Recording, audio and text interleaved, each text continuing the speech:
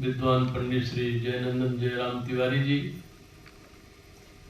जो हमारी इस बार की यात्रा में मूल कारण है, और उनके साथ बैठे हुए पंडित श्री भवानी भीख जी, पंडित श्री महादेव जी, पंडित श्री लक्ष्मी नारायण जी, और जो भक्तों से प्रसाद फूल पान चढ़वा रहे हैं, इसे पंडित श्री मूलचंद्र जी पराग जी और पंडित श्री चिन्नू जी, जो इस 9 दिवसीय नवरात्र के कार्यक्रम में मुख्य पुजारी के रूप में कार्य कर रहे हैं। यजमान के रूप में बैठे हुए चिरंजीव, कीर्तन भजन समाज के सभी गुणीजन, इस मंदिर के सभापति जी, उनके साथ हाथ बटाने वाले सभी सहयोगी जन, और सभापति के साथ ही जितने और लोग इसमें सहयोग कर रहे हैं, वह सभी महानुभाव, भगवान के चरण कमलों में श्रद्धा विश्वास रखने वाले, और लेन स्टार से आए हुए श्री बालादीन जी, मातृशक्ति देवियों।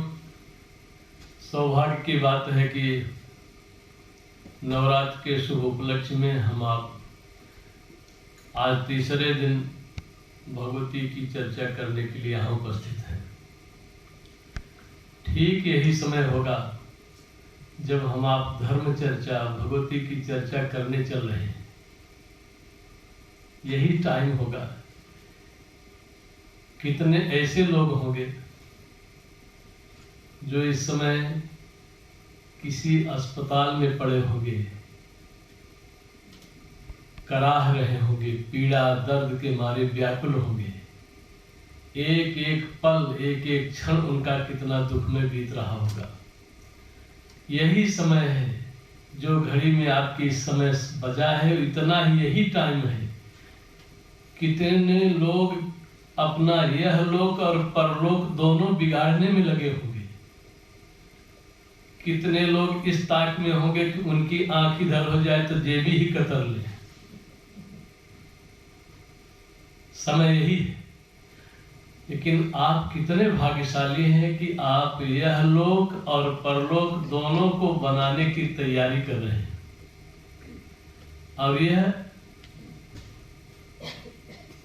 सिद्ध कर रहा है यह संयोग कि आपके पुरनिया, आपके आजी, नाना नानी, बाप दादा, उन लोगों ने कोई बहुत बड़ा पुण्य किया था, कोई बड़ा शुभ कर्म किया था, जिन्होंने आपको यह संस्कार दिया है कि इस समय आप यहाँ गणेश स्कूल में आकर के नवरात्र के शुभ उपलक्ष्य में धर्म चर्चा, भगवती की चर्चा सुनने में अपने समय को सार्थक बना रहे हैं। बहुत से लोग ऐसे होंगे जिनको समाचार भी मिला होगा, न्योता भी मिला होगा, पढ़ा भी होगा, वो चाह भी रहे थे कि आवे लेकिन नहीं पहुंच पाए, कोई न कोई कारण बन गया है। लेकिन आप भाग्यशाली हैं कि आपने सोचा भी और सूचना भी मिली और आप आ भी गए। जो आपके पुण्य की पूंजी है, उसी पूंजी में थोड़ी और बढ़ोतरी कर लो भगवान के मंगल में नाम का कीर्तन करके, और फिर उसके बाद हम आप चलें आज की चर्चा की ओर, जिसे सुन करके आपका हृदय पवित्र होगा और जिसे कह करके मेरी जबान वाणी पवित्र होगी। बड़े प्रेम से भगवान का नाम, नारायण का नाम लीजिए। श्रीमान नारायण नारायण नारायण, श्रीमान नारायण।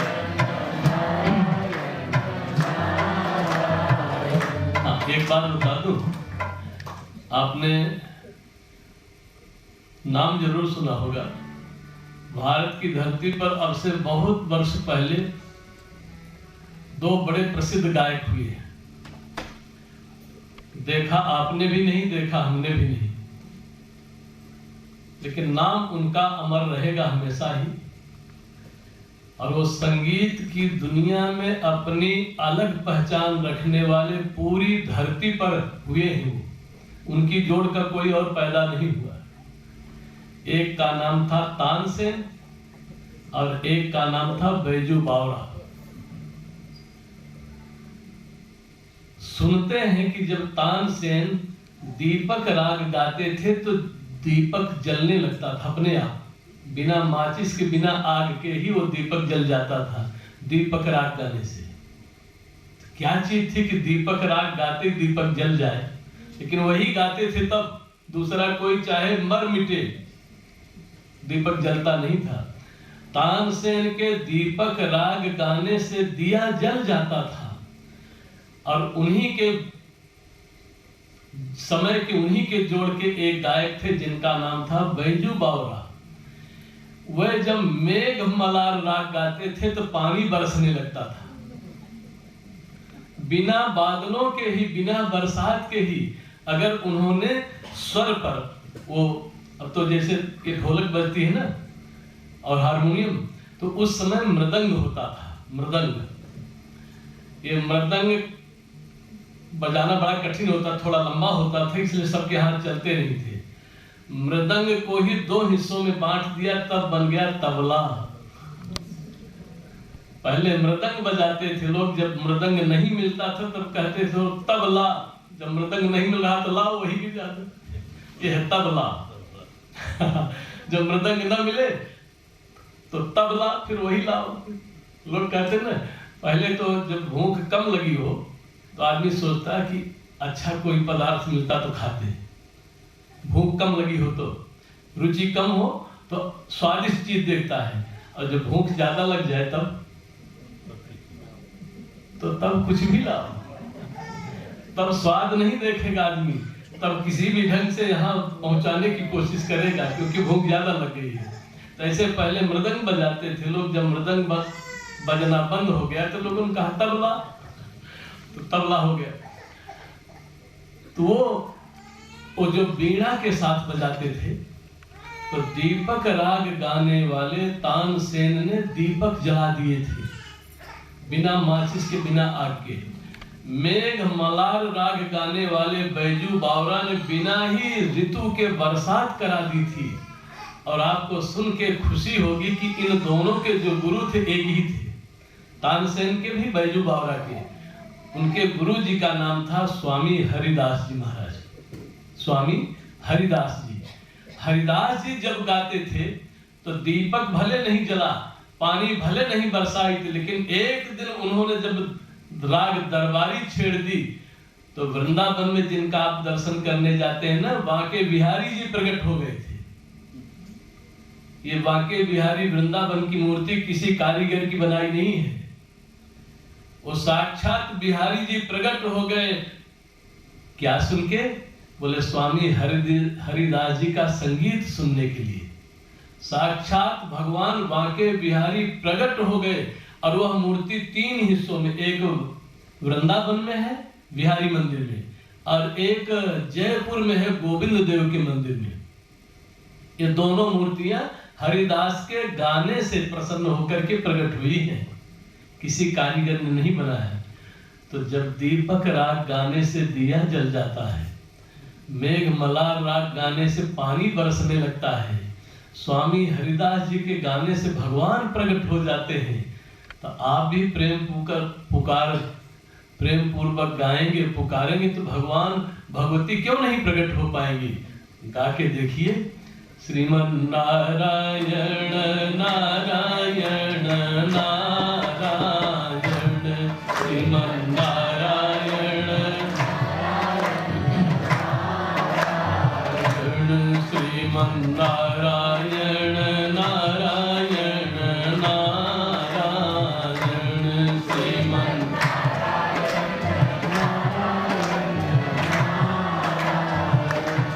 श्रीमन नारायण नारायण नारायण, श्रीमन नारायण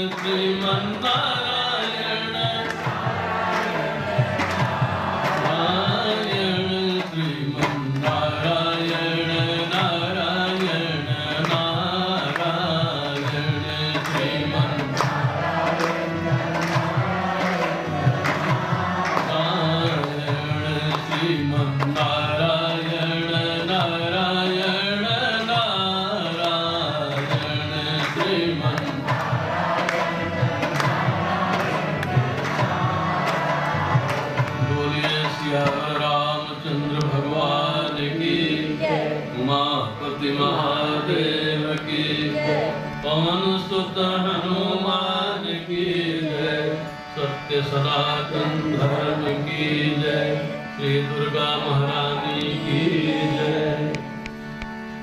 सज्जनों, आज हमारे आपके इस सत्संग समारोह का तीसरा दिन है, नवरात्र का भी तीसरा दिन। जितने लोग इस धरती पर आए हैं, चाहे वो मनुष्य हो, चाहे पशु हो, चाहे पक्षी हो,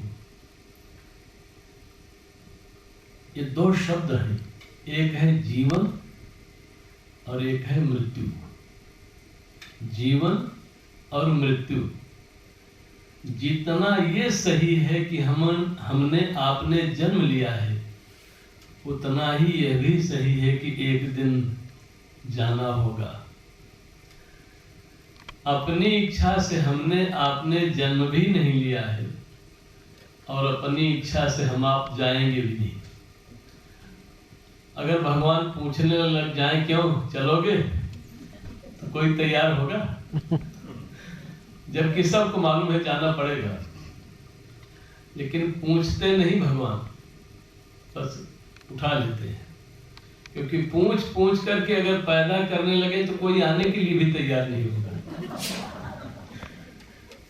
अगर भगवान पूछे कि कहो भाई जाओगे ऊपर से नीचे, तो एक बात बताऊं, पहले तो कोई ऊपर जल्दी जा नहीं पाता, अगर ऊपर उठ गया तो फिर नीचे उतरने की इच्छा ही नहीं करता। ऊपर जो पहुंचा ऊंचाई पर, वो कहां नीचे आना चाहता है। अब कोई ढकेल से गिर पड़े तो दूसरी बात है, नहीं तो जो ऊपर पहुंच गया वो नीचे उतरना नहीं चाहता। तो भगवान बिना ही पूछे भेज दिए, बिना हमारी आपकी इच्छा के ही भगवान ने भेज दिया, बिना हमारी आपकी इच्छा के उठा भी लेंगे। ये अधिकार उनका है, मनुष्य का नहीं है। और सब चीज में आप भी स्वतंत्र हैं, हम भी स्वतंत्र हैं, गाय गोरू सब स्वतंत्र हैं, लेकिन इन दोनों चीजों में कोई भी स्वतंत्र नहीं है, पैदा होने में और ऊपर जाने में। वो जिसकी इच्छा से होता है उसी को हम आप भगवान कहते हैं, उसी को हम आप भगवती कहते हैं। जिनकी इच्छा से हमारी आपकी जिंदगी शुरू हुई है, जिनकी इच्छा से हमारी आपकी जिंदगी का अंत हो जाएगा, वो भगवान है, वो भगवती है, उन्हीं से हम आप प्रार्थना करते हैं। जीवन, एक संत प्रेरणा देते हुए कहते हैं, अरे बाबा ये वो घर है जो एक दिन छोड़ जाना है, भजन कर राम का बंदे अगर मुक्ति को पाना है। अरे बाबा ये वो घर है जो एक दिन छोड़ जाना है।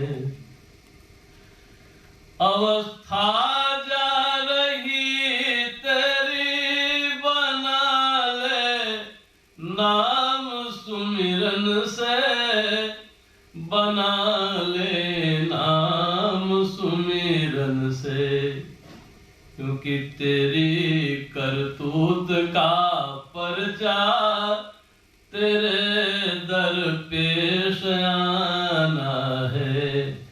भजन कर राम का बंदे अगर मुक्ति को पाना है।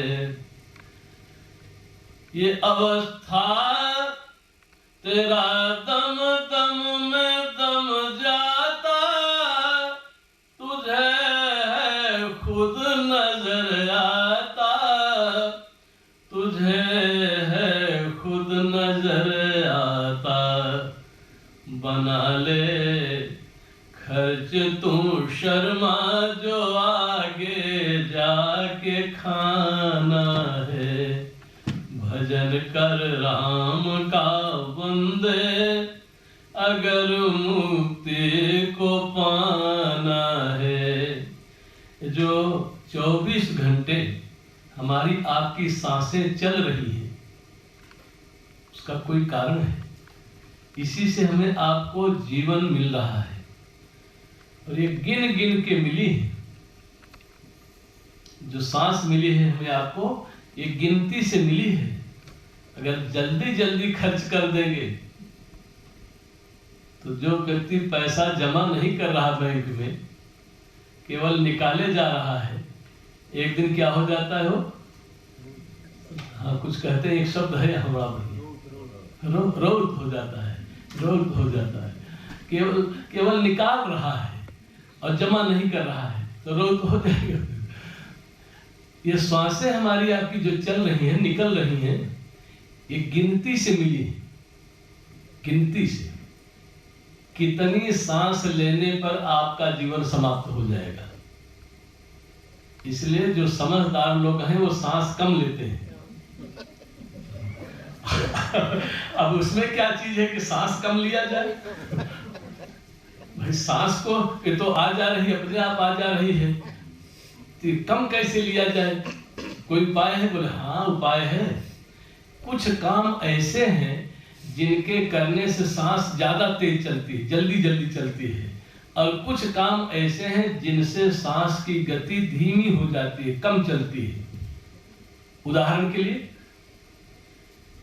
आप मंत्र जपिए, प्राणायाम कीजिए, ध्यान कीजिए, कोई वैसे एकांत में बैठ जाइए, आपके सांस कम चलने लगेगी। मंत्र जपेंगे, सांस कम चलेगी।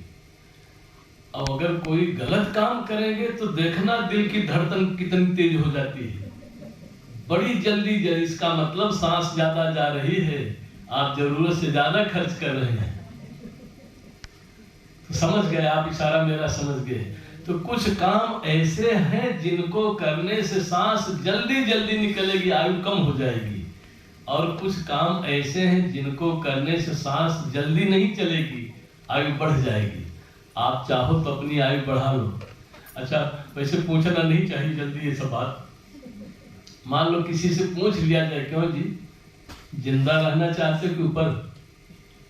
तो कोई ऊपर जाने को तैयार होगा भला? बूढ़ा से बूढ़ा आदमी अगर मौत का नाम ले तो आपको 10 गाली दे देगा। मरने के लिए कौन तैयार होगा? एक कोई बहुत बड़ी आयु की माता जी, जिनका सब कुछ खत्म हो चुका था, पति नहीं था, बेटा नहीं था, बेटी नहीं थी, सब का सब कुछ खत्म हो गया, लेकिन स्वयं की जिंदगी बच गई। हमारे यहाँ गिनती में कहते हैं 80 बरिस, और आपके यहाँ क्या तक बरिस की वो माता जी, और कोई जीविका का साधन नहीं थे, कैसे भोजन चले, कैसे कपड़ा। तो पुराना समय था, पुराने समय में वो गांव से जाती, बगीचे में जंगल में जाती, वहां से लकड़ियां इकट्ठा करती, और इकट्ठा करके जो बोझ बनाती उसको मूड़ पर धर करके गठरी, और ले आती, धनी लोगों के घर में वो लकड़ियां दे देती, उनसे जो पैसा मिलता वो खाने पीने का सामान ले लेती। यही रोज की जिंदगी थी। एक दिन संजोग से लोभ के कारण, लालच के कारण ज्यादा लकड़ियां इकट्ठी कर ली, गठरी ज्यादा भारी हो गई, और उठा के मुश्किल से मूड़ी पर धर पाई। और यही मई जून का महीना आने वाला जो है, खूब कड़ाके की धूप घाम, और ऊपर से गठरी लेके चली लकड़ी की, अभी घर पहुंच नहीं पाई तब तक सारा शरीर पसीना पसीना हो गया, हांफने लगी, थक गई, और उठा के गठरी का बोझ फेंक दिया और कहा, हे भगवान, इस जिंदगी से तो अच्छा था मौत ही आ जाती।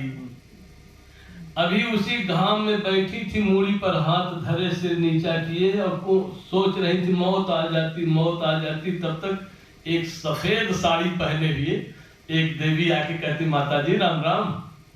तो कहती, बेटी तू कौन है? बोले, जिसको आपने याद किया ना, अभी जिसको आपने बुलाया मैं वही हूँ। बोले, मौत? बोले, हाँ हाँ माता जी मैं वही हूँ। तो बोले, बेटी एक गठरी बड़ी भारी है, अकेले नहीं उठा पा रही हूँ, मेरी मूड़ी पे धर दे। बोले मैं गठरी उठाने थोड़ी आई हूँ, मैं आपको ले चलने आई हूँ। बोले बिटिया तो बड़ी सुंदर लग रही है, इतनी सफेद साड़ी पहन रखी है, मुझे मत मार, अभी कुछ दिन और जिंदा रहने दे। देखा हाल, कहाँ मौत बुला रही थी, मौत सामने आ गई, तो बोले अभी कुछ दिन और जिंदा रहने दो। कौन चाहेगा? जिंदगी बड़ी अनमोल जिंदगी है। ये जो हमें आपको शरीर मिल गया है ना, ये ऐसे ही नहीं मिल गया है, बहुत बड़ी पुण्य की पूंजी आपके पास थी, तब आपने मनुष्य शरीर पाया है। चाहे स्त्री के रूप में आप हैं, चाहे पुरुष के रूप में हैं, लेकिन कोई बहुत बड़ा शुभ कर्म, कोई बहुत बड़ा पुण्य कर्म आपने किया है, तब ये मनुष्य शरीर मिला है। और कितनी कृपा है भगवान की कि दोनों हाथ ठीक हैं, दोनों पांव ठीक हैं, कान ठीक हैं, आंखें ठीक है, नासिका, मुंह, जीभ, सब कुछ भगवान ने दिया है। और कोई पाई पैसा आपसे नहीं मांगा और दे दिया है। दिया है तो वो काम कीजिए जिसके लिए दिया है।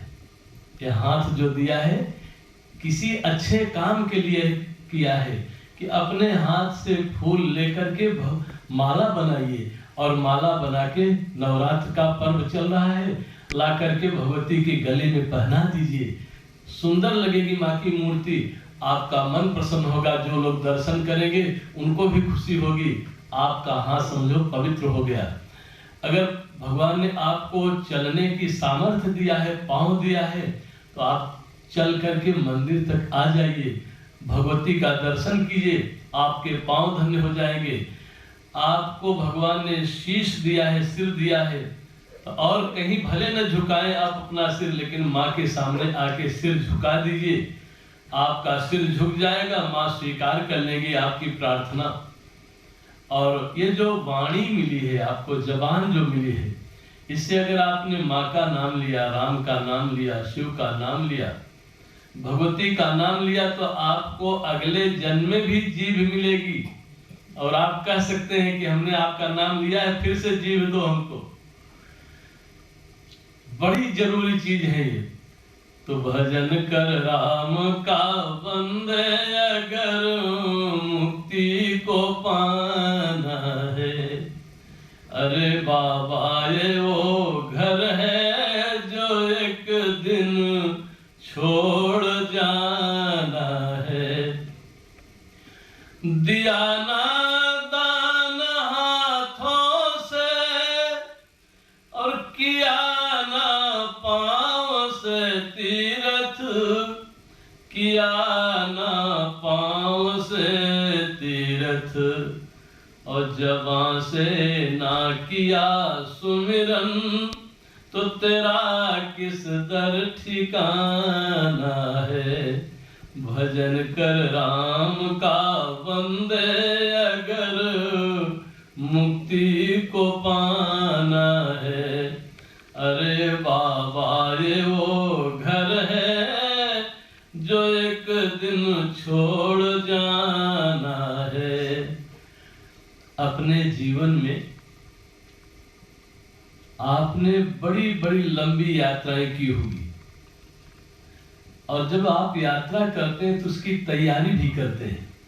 जब सफर करना होता है, कहीं जाना होता है, तो उसके लिए कुछ पहले से ही तैयारी करनी पड़ती है कि सफर में क्या क्या ले जाना है। और ज्यादातर ख्याल ये रखा जाता है कि जहां हम जाने वाले हैं वहां कौन सी चीज नहीं मिलती, उसको जरूर साथ लेके चलो। जो हमारे काम की है और वहां नहीं मिलती, उसको जरूर लेके चलो। आपको मालूम है कि हम 10 दिन के लिए जा रहे हैं, कि 15 दिन के लिए जा रहे हैं, कि 1 महीना के लिए जा रहे हैं, उसके अनुसार सामान